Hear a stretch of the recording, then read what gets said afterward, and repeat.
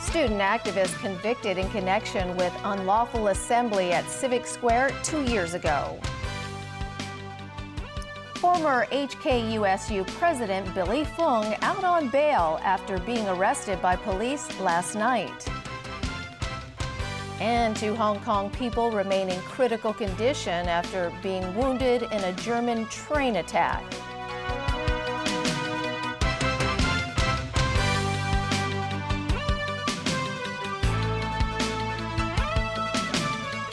Good evening. Student activists Joshua Wong and Alex Chow have been found guilty of taking part in an unlawful assembly at the East Wing forecourt of the central government offices, the event that triggered Occupy 2 years ago. Another student protester, Nathan Law, meanwhile, has been convicted of inciting others to take part in an unlawful assembly. As Evelina Leung reports, the trio will be sentenced next month. The student activists, former scholarism convener Joshua Wong, former Hong Kong Federation of Students Secretary General Alex Chow, and Nathan Law, a member of the Standing Committee of the Federation, arrived at Eastern Magistracy this morning. They were accused of taking part in an unlawful assembly and inciting others to take part in an unlawful assembly at the East Wing forecourt of the Tamar government headquarters on September 26, 2014. The magistrate noted that in the judgment that Joshua Wong called on the other protesters to storm into the compound. However, there's no evidence that Wong knew security guards would use methods other than verbal warnings to stop them, or the protesters would climb the fence or push open the gate to get in. Wong was found not guilty of inciting others to take part in an unlawful assembly. As for Nathan Law, the magistrate said when the defendant spoke on the stage that night, he already knew that police officers were trying to stop people from entering the forecourt. So, if people followed his call to storm into the forecourt, their action would constitute disturbance of public order. Law was found guilty of inciting others to take part in an unlawful assembly. As for the charge of taking part in an unlawful assembly against Joshua Wong and Alex Chow, the magistrate said both defendants climbed over the fence and pulled open the gate. She said their actions were intimidating and disturbed public order and would lead to fear, among others, that the protesters would cause a breach of social peace or would incite others to do the same. The magistrate added that when Wong jumped down from a 3-meter-high fence, he could have injured others. Also, when Chow saw that there was chaos at the gate, he continued to enter the forecourt. And when he jumped down from the fence, he could have caused injuries to police officers there. The pair were found guilty of participating in an unlawful assembly. Sentencing has been set for August 15th, pending probation officers' reports and suitability reports for community service orders. The student protesters said they will seek legal advice before deciding whether to appeal. Evelyn Lang, TVB News. Nathan Law is running in the Legislative Council Hong Kong Island constituency election. Up until yesterday, the other lists of candidates in that constituency are led by Chen Kam-man, Hui Chi-feng, Regina Ip, Kwok Wai-kung, Chung Kwok-kwan, and Paul Zimmerman. Former Hong Kong University Students' Union President Billy Fung was arrested last night for his alleged role in disrupting a university council meeting back in January. Fung was released on bail and will appear in court tomorrow. Anne-Marie Sim has that story. At around 9 last night, police arrested former HKUSU President Billy Fung at his home in Tsuen Wan. He was first taken to Tsuen Wan Police Station, then transferred to Western Police Station, where he was held for 2 hours. The 22-year-old was charged with criminal intimidation, disorderly conduct in a public place, criminal damage and attempted forcible entry in connection with a disrupted HKU Council meeting in January.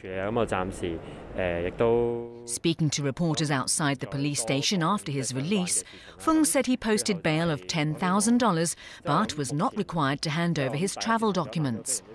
He said the most important thing for him at this time was to help other students who may be facing similar problems. Fung will appear at Eastern Magistracy tomorrow. Former Student Union Vice President Coleman Lee posted on Facebook that the police had visited his home to question him, but because he is abroad at the moment, he has instructed his lawyers to handle the issue. Fung's arrest stems from an HKU Governing Council meeting in January when students besieged the first meeting chaired by former Secretary for Education and Manpower, Arthur Lee. His appointment as the HKU Council chairman had caused a firestorm of controversy. Around 200 students had surrounded the venue at the Sassoon Road campus in Pok Fu Lam. Fung, who was a member of the University Council at the time, tried to hold a glass door open to allow protesters to enter the building. When Arthur Lee and the university's Vice-Chancellor Peter Matheson left the building, they were surrounded by protesters. Matheson later slammed the students' actions as mob rule and totally unnecessary, and said HKU had offered to provide footage of the protest to the police to help with their investigation. Anne-Marie Sim, TVB News.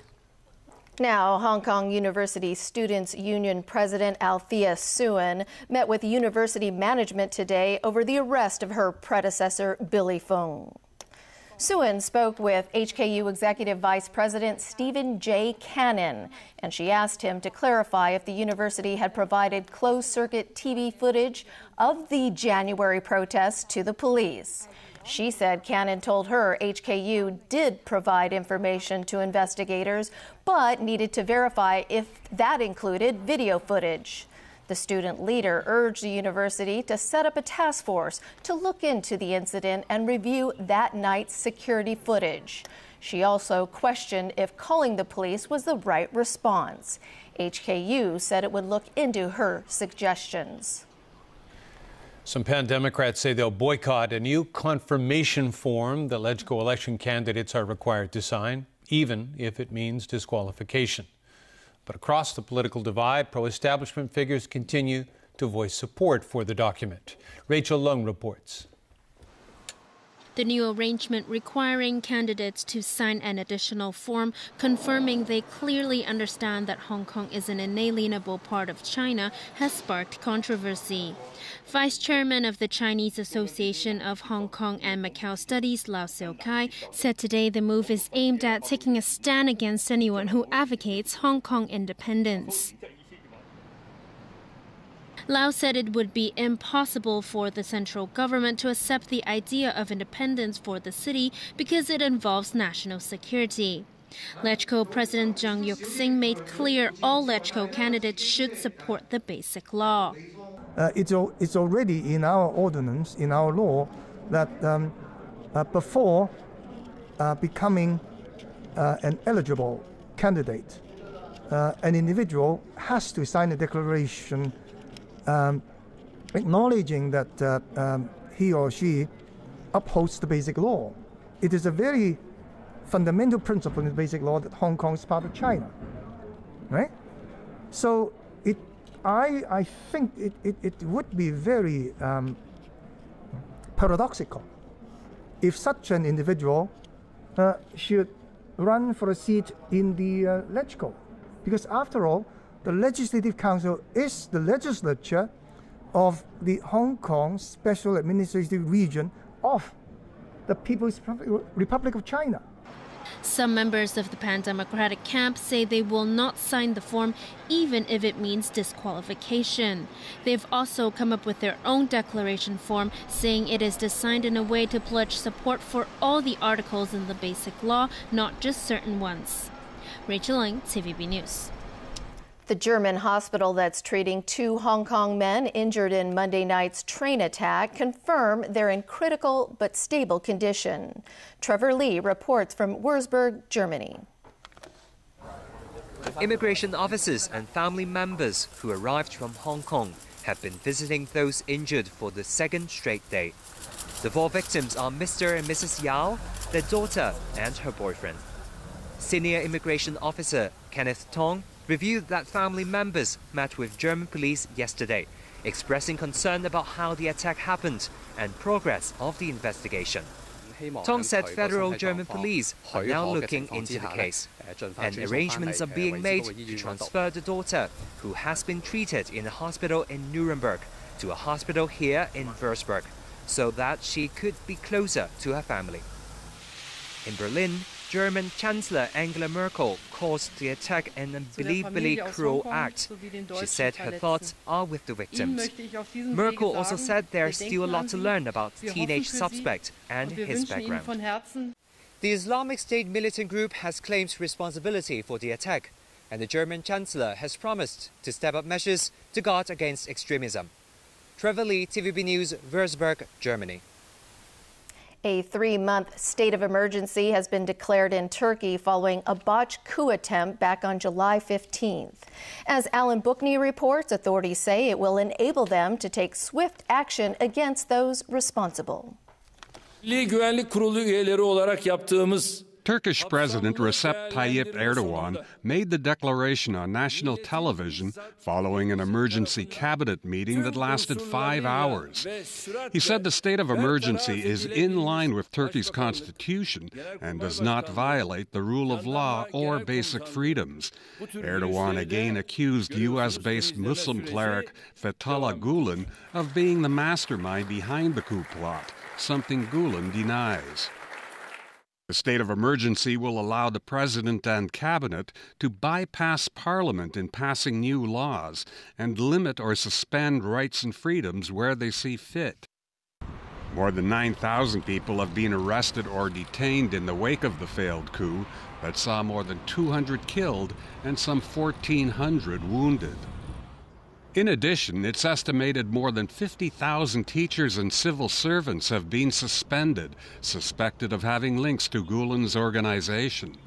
Academics were banned from traveling abroad in what a Turkish official said was a temporary measure to prevent the risk of coup plotters in universities from fleeing.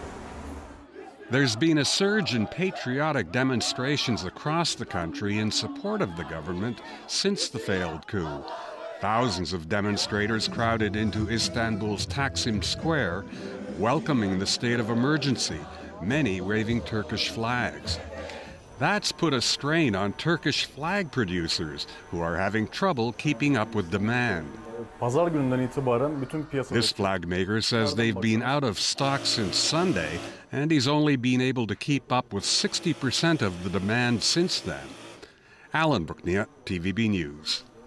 And still ahead in our newscast, Donald Trump and his running mate on the Republican National Convention stage.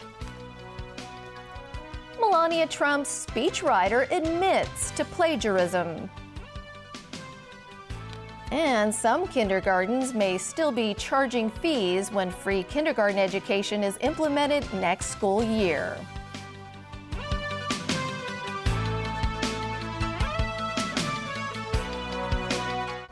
China's two-speed property market.